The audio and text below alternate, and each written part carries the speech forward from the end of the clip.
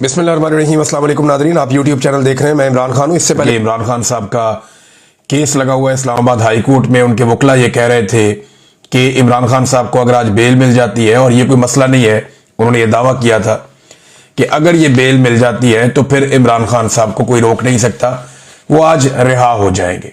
लेकिन हुआ क्या, जिसका खदशा था, जो मैंने आपसे कहा था कि जब तक इस्लामाबाद हाई कोर्ट में चीफ जस्टिस सरफराज डोगर साहब हैं, एस्टेब्लिशमेंट को या इमरान खान के दुश्मनों को कुछ भी फिक्रमंद होने की जरूरत नहीं है, क्योंकि डोगर साहब किसी भी लेवल तक जाएंगे एस्टेब्लिशमेंट को सर्व करने के लिए, ऐसा अब दिखाई देता है।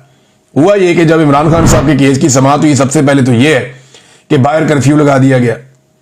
इस्लामाबाद हाई कोर्ट में ऐसा लगता है कि मार्शल लॉ लग गया, और बाहर इजाफी नफरी पुलिस की तैनात, खारदार तारे और बड़ा बंदोबस्त किया गया।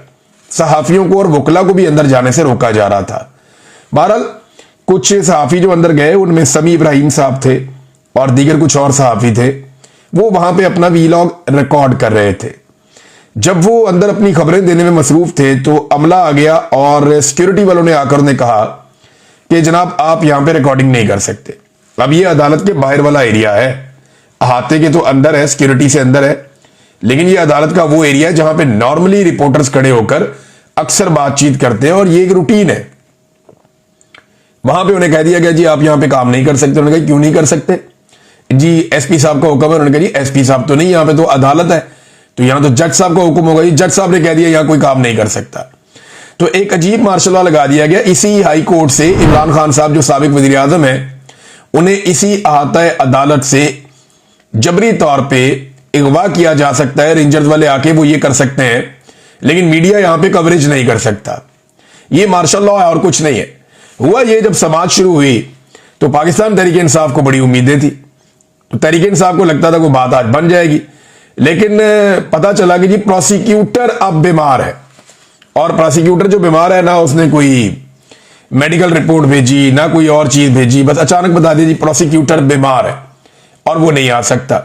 नॉर्मली ये होता है कि बीमार हो तो जज एक आधे दिन की, 2 दिन की तारीख दे देता है कि ठीक है भाई कल आके पेश हो जाए, नहीं तो अपनी मेडिकल रिपोर्ट लेकर आए, नहीं तो फिर आप उनकी जगह किसी और को बोले वो पेश हो जाए। सरकारी है ना, तो सरकार का काम नहीं रुकता होता है। एक प्रोसिक्यूटर बीमार है, दूसरा आ जाता है। लेकिन पता चला जनाब के प्रोसिक्यूटर बीमार है, और उसके बाद इस बीमारी की बुनियाद पे जज साहब ने कहा जी आज तो समाअत नहीं हो सकती। तो हम आपस में मशवरा करते हैं, मशवरा करके 5 मिनट में आपको बताते हैं अब करना क्या, अगली तारीख कौन सी है। तो वहां जो रिपोर्टर मौजूद थे, बाकी सबको लगा कि 1-2 दिन की तारीख दे देंगे जज साहब, बहुत ही कोई गेम डाल दी तो 3-4 दिन की, 5 दिन की दे देंगे। लेकिन जस्टिस डोगर साहब अंदर गए और चेंबर में जाने के बाद जब तारीख दी तो मशवरा करके उन्होंने बताया 16 अक्टूबर। आज क्या है, 25 सितंबर। पहले ही ये केस 8-9 महीने के बाद लगा है। 8-9 माह के बाद लगने वाले केस को एक मरतबा फिर एक लंबी तारीख दे दी गई 3 हफ्तों की। यह है जनाब इस्लामाबाद हाई कोर्ट में इंसाफ की सूरत हाल। अगर कोई रिटायर्ड जर्नैल आ जाए ना, तो 24 घंटों में ऑन डिमांड, यानी मनपसंद फैसला इंसाफ की सूरत में यह अदालत मुहैया कर देती है। अदलिया ऐसा लगता है कि दुकान की तरह काम कर रही है, जहां पे मुनाफा देखा जाता है, जहां नफा और नुकसान देखा जाता है कि जनाब जिस चीज में नफा है वो कर दो, जिसमें नुकसान होता है वो ना करो। और एस्टेब्लिशमेंट की गुलामी के साथ जजेस ऐसा लगता है काम कर रहे हैं। बड़ी बदकिस्मती है ये बात करना, लेकिन ये बात हो रही है। तो मैं आपको बता रहा हूं, इमरान खान साहब के ऊपर देखिए ना, एक और मामला भी है। ये सिर्फ एक केस नहीं है। जो तोशा खाना में इमरान खान साहब की बरीयत की दरखास्तें हैं, वो अब मुकर्रर की गई 7 अक्टूबर तक के लिए। यानी बरीयत की दरखास्तें 7 अक्टूबर तक के लिए मुकर्रर कर दी गई। वो इमरान खान साहब ने और उनकी वाइफ ने पहले किया हुआ था कि ये केस रोके, इसमें तो बरीयत बनती है, लेकिन वो 7 अक्टूबर। यानी अब हमें जो एक टाइमलाइन मिल रही है वो ये बता रही है कि 7 अक्टूबर से पहले पहले इमरान खान और बुशरा बीबी को सजा सुना दी जाएगी तोशा खाना 2 में। उसके बाद 7 अक्टूबर वाला मामला भी इधर उधर हो जाएगा, और अगला केस कौन सा आ जाएगा, वो आ जाएगा अलकादर वाला, जो लग जाएगा इस्लामाबाद में हाई कोर्ट में, और फिर उसके अंदर इमरान खान साहब को बेल दे दी जाएगी। लिहाजा इमरान खान साहब को अंदर रखने का पूरा बंदोबस्त पाकिस्तान की मिलिट्री एस्टेब्लिशमेंट ने किया हुआ है। इमरान खान साहब की जो वीडियो लिंक पे समाअत होती है ना, उस हवाले से भी एक डेवलपमेंट है मेरे पास। अब ये देखें आपके हालात कहां पहुंच गए हैं, और ये कह कौन रहा है, ये सलमान अकरम राजा साहब बता रहे हैं कि जनाब हमारे साथ हो क्या रहा है। वीडियो लिंक पे इमरान खान साहब की जो समाअत हो रही थी उसके खिलाफ एक दरखास्त दायर कर दी थी पाकिस्तान तहरीक इंसाफ के इमरान खान साहब के वकला ने। अब वो समाअत होनी थी।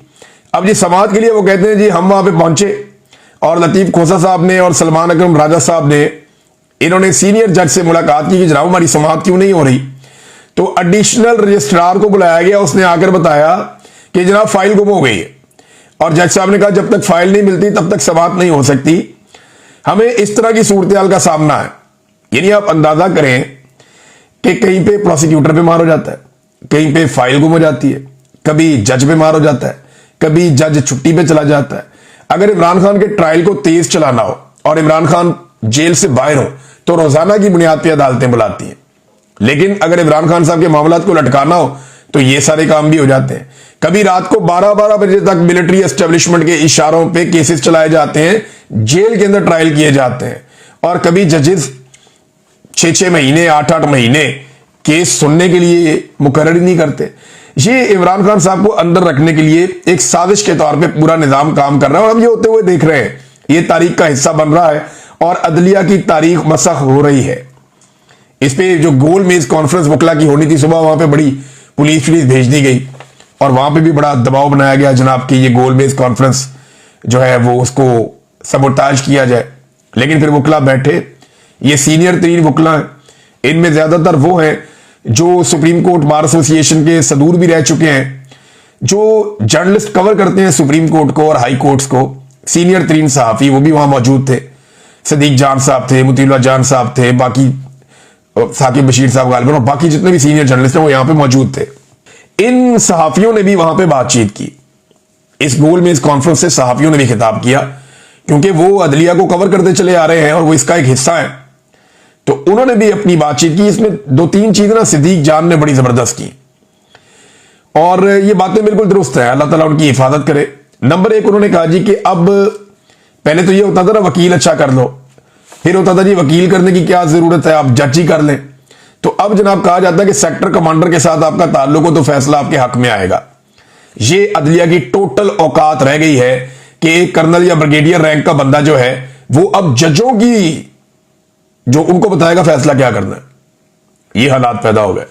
नंबर 2 उन्होंने कहा जी कि जो वकला मायूस है ना और जो अदलिया की हालत हो रही है उसके लिए ये बड़ी जरूरत की सदीक जान ने, उसने सीनियर वकला के सामने बैठकर कहा कि इसके लिए आप सारे जिम्मेदार हैं, आप लोगों ने वक्त पे आवाज नहीं उठाई। और आज से चंद साल के बाद जब वकला ये देखेंगे कि अदलिया कितनी तबाह हो गई है तो उसके लिए वो जिम्मेदार इन जजों को नहीं ठहराएंगे, आपको जिम्मेदार ठहराएंगे। ये जिम्मेदारी आपके कांधों पर है। और ये गोल मेज कॉन्फ्रेंस यहां करने की बजाय आपको सुप्रीम कोर्ट ऑफ पाकिस्तान के दरवाजे पे होना चाहिए था, वहां पे ये बात करनी चाहिए थी। बड़ी इंपॉर्टेंट चीजें सदीक जान साहब ने कही।